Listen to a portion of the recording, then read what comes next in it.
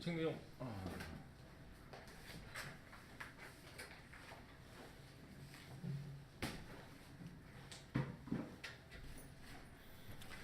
네 번째 패턴으로 이제 데이 같은 건 단어에 밑줄을 쳐놓고 데이를 풀어서 해석해 보세요라고 내는 문제들은 한글로 답이 나올 수 있는 패턴이 될 수도 있을 것 같아요. 1번처럼 데이나 이시 가리키는 것을 써보라는 문제가 나오면 수업 시간에 계속 얘기를 하고 있지만 여기는 좀 그쪽입니다. 앞에 S로 끝나는 단어를 빨리 찾아서 해석으로 극복을 하면 될 것 같은데 S로 끝나는 단어는 두 단어가 있죠? 해석을 해보면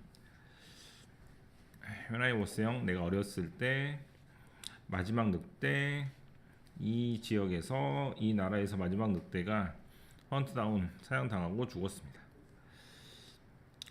이 땅에 새로운 사람들이 브링 가지고 오기를 이 사람들이 가지고 있는 오래된 공포를 자기들과 함께 가지고 오고 늑대에 대해서 그러면 자기들이 늑대를 싫어했는데 그 감정을 자기가 움직이면서 같이 왔다는 얘기니까 A번은 더 뉴코머스가 되겠죠.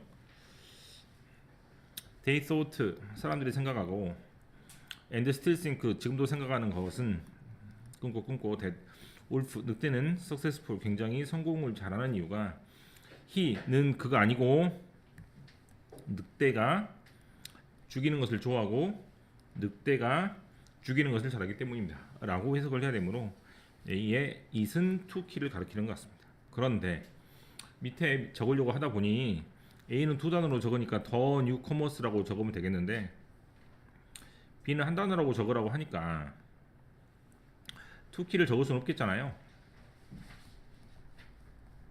이런 것이 함정입니다. 자, 2번 할게요. 여기는 더 뉴코머스가 되고 조건을 잘 보시면 좋을 것 같아요. 조건을 간단하게 주는 게 아니고 선생님이 채점 배기 좋게 하려고 하는 겁니다. 네. 서술형은 정답을 이렇게 뽑아내야지만이 선생님이 객관식처럼 채점할 수 있기 때문에 외국처럼 이렇게 창의력이나 또는 그런 좋은 생각을 여러분한테 요구하는 교육은 우리나라에 없기 때문에 정답을 요구하는 그런 시험으로 생각하시면 될 것 같아요.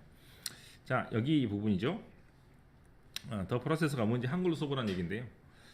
이 문장은 to prove this wrong이라고 시작을 하고 있는데 to 부동사가 맨 앞에 나오고 컴마가 있으면 뭐뭐하기 위해서이므로 이것이 잘못됐다는 것을 밝히기 위해서 뉴턴은 리버스 뭐 했다? 거꾸로 과정을 뒤집어 엎었습니다.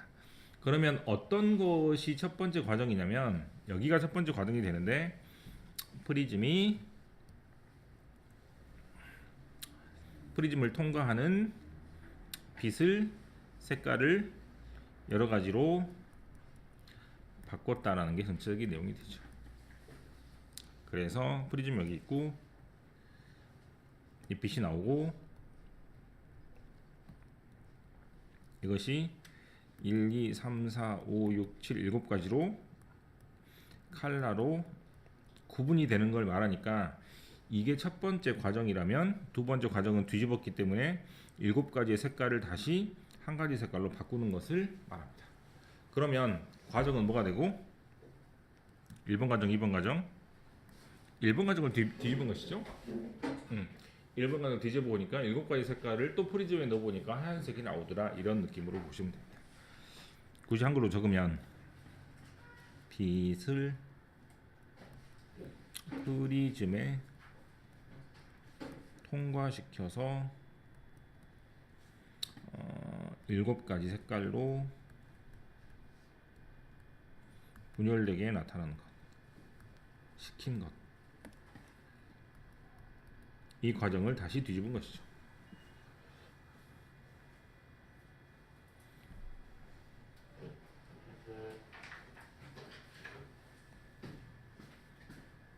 얘가 좀 어렵습니다.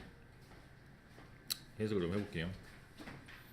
When you're in the supermarket, 네가 슈퍼마켓에 있을 때 Do you buy something from each and every aisle? aisle은 통로를 말하니까 가는 곳마다 전부 다 물건을 사나요? Of course나 물건은 당연히 갈 때마다 사지는 않고요. You go to the aisle, 통로로 가는데 그것은 네가 원하는 것이 있을 때는 가고 원하는 것이 없을 때는 스킵 뭐한다? 건너뛰지 않습니까? 그런데 but 옆에 나와 있다시피 when it comes to ing는 무슨 말이고? 뜻이 뭐예요? 옆에 적혀 있잖아. 응? 뭐뭐에 대해서, 즉 뭐에 대해서라면 TV를 보는 것에 대해서라면 우리 중 많은 사람들이 뭐 하는 것 같아? 모든 통로에서 물건을 사는 것처럼 느껴집니다.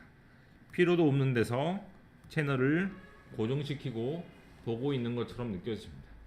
살 필요가 없는데 사는 것처럼 볼 필요가 없는데 TV는 본다는 느낌으로 계속 우리는 TV를 보고 있는 것 같습니다. 이런 말이에요. 이거는 지금 비유적인 표현이잖아, 그렇지? 이 비유적인 표현을 해석할 수 있는지 물어보려고 지금 이렇게 내는 겁니다.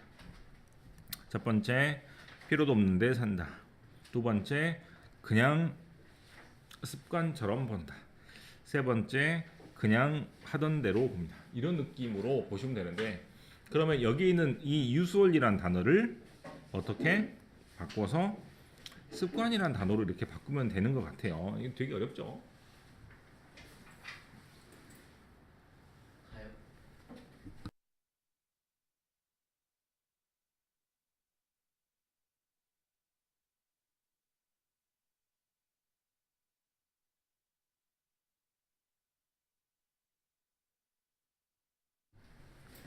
수학을 뭐예요, 근데?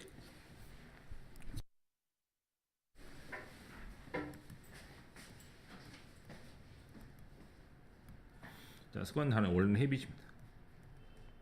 근데 이게 형사가 되면 이렇게 돼요. 부사로 만들니까 이렇게 붙입니다. 따라해. habitually.